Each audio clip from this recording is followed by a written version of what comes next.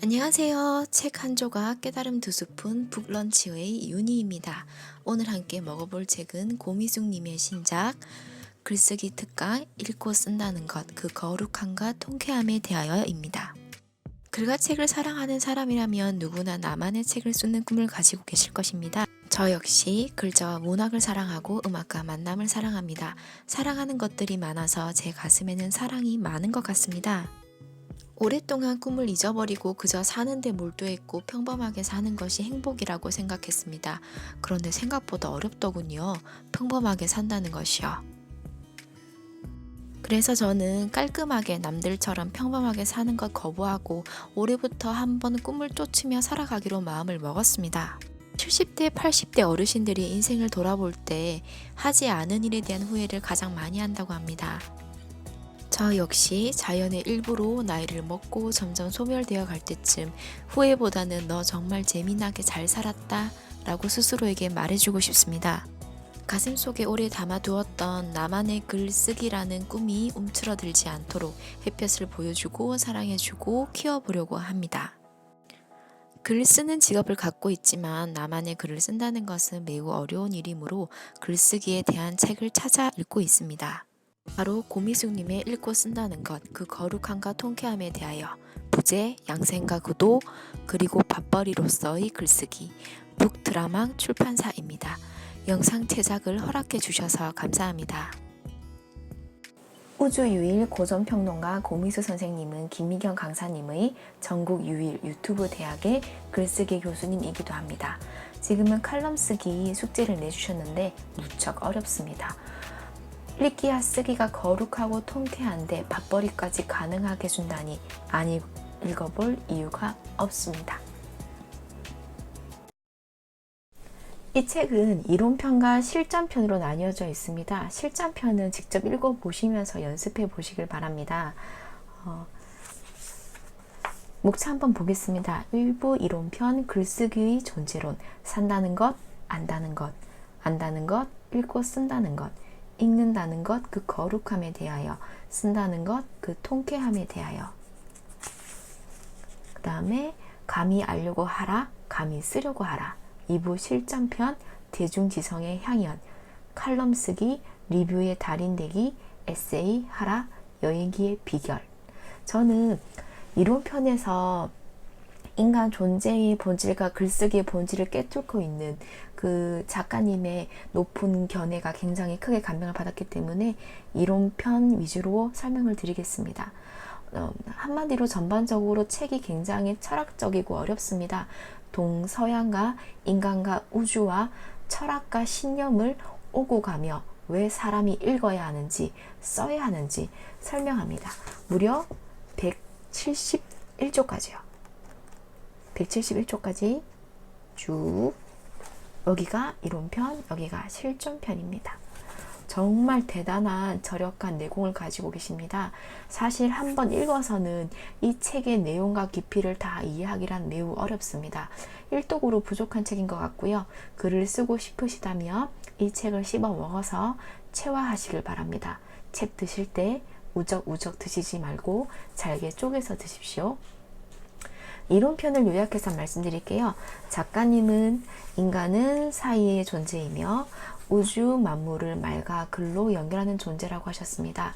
갓난아기가 섰을 때 누구보다 깊은 찬사를 받고 청년이 두 발로 곧게 서서 세상을 나아가는 것을 통해 이런 것은 즉 산다는 것은 선다는 것이고 땅과 하늘 사이에 있는 인간이란 연결하고 융합하는 존재라고 합니다. 24, 28장에 그런 내용들이 쭉 나오고 있고요. 그래서 작가님은 말씀하세요. 일상은 튼실하되 시선은 고귀하게 현실은 명료하되 비전은 거룩하게 이것이 사이에서 살아가는 인간의 길이라고요. 또한 책은 신체와 분리될 수 없고 읽기와 쓰기는 분리될 수 없다고 말씀하고 계십니다. 이 책의 46, 47쪽 표현을 빌리면 천지의 운행을 주시하는 것이 읽기이고 삶의 비전을 여는 것이 쓰기이기 때문입니다. 따라서 읽기와 쓰기는 동시적으로 이루어져야 하며 요컨대 산다는 것은 천지인의 삼중주를 아는 것이고 그 알미 구체적 행위는 바로 읽기와 쓰기라는 거죠. 결국 인간은 읽고 쓰기 위해 알기 위해 존재하는 것입니다. 제 생각에 사람만큼 배움이 느린 존재는 없습니다. 그래서 모든 종교에서 많은 계율과 가르침이 쏟아지고 있는 것이고요. 평생 배워야 하는 존재가 바로 사람입니다. 20년 동안 자신이 누구인지 몰라 방황하며 30살은 넘어야 사람 보는 눈이 생기고 40이 되어야 이제 인생을 알 것 같다 하는 게 사람입니다. 논어에 보면 공자도 이런 말씀 하셨어요.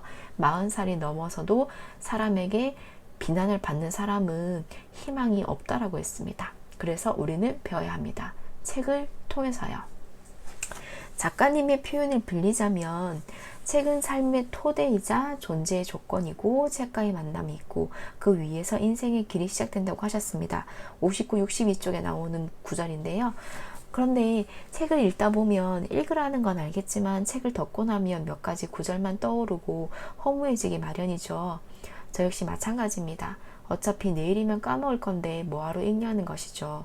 이걸 작가님은 북니힐리즘, 책 엄호주의라고 하셨습니다. 그러나 쓰기를 전제로 한 읽기는요, 구경꾼이 아니라 적극적으로 읽게 됩니다. 최악의 독서법이 인용할 구절을 찾기 위해서 읽는 것이라고 말씀들을 하시죠. 제 생각에는 그렇게라도 읽는 사람이 아예 읽지 않은 사람보다는 여러모로 낫습니다. 때때로 책 속의 문장 하나가 삶의 방향을 바꿔놓기도 하니까요. 또 작가님은 4차 산업혁명에 대한 정의를 백수가 100세 사는 인생이라고 정의했습니다.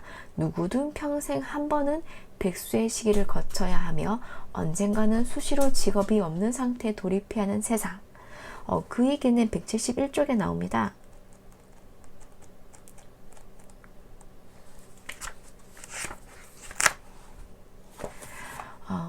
우리 세상이 많이 바뀌고 있죠. 이런 흐름에 적응하려면 무엇보다 사고의 경계가 넓어야 하고요. 경쾌하게 사는 법을 익혀야 되는데 컴퓨터와 스마트폰만 있으면 언제든 글을 쓸 수 있고 정보와 지식에 접할 수 있는 그런 바다에 유영하는 것.